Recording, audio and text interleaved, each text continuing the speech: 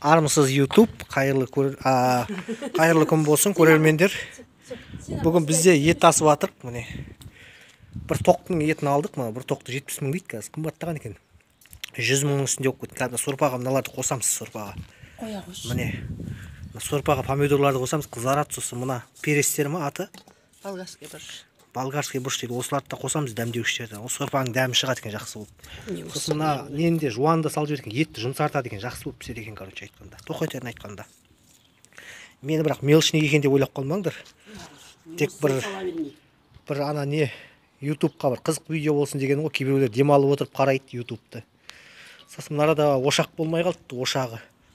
Астына 3 кесекті қой жібердім де мынандай. 3 тас ракушняк тасты қойдым да былайнан. Астына отты жақтым. Ана жақта горелка бар еді, ана горелка. Котелдің есігі ашылмай қалды. Газға прямо жағайын дедім. Сосын мына отқа піскен дәмді болады дейді. Қазір ашып көрсетіп жіберейін сіздерге. Міне. Қазір көбігін аламыз мына. Қабырғалар міне. 4 табақ, 5 табақ еттік қылдық қой. Міне қазір көбігі шығады, осыдан саламыз. Осындар бес қой мынандай.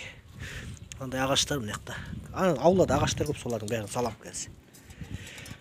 Солар мына астында қазғам жоқ, астына от жақсылап дейсін деп. Мана бір кісілер айтады, отқа пісірсең дәмді болады деп. Соны жақсы дедім, отқа пісірейін деп. Жақсы, сау саламатта болыңыздар. Төменге подписаться басып, қоңыраушаны басып қойыңыздар. Сіздермен мен Ешман Мереке.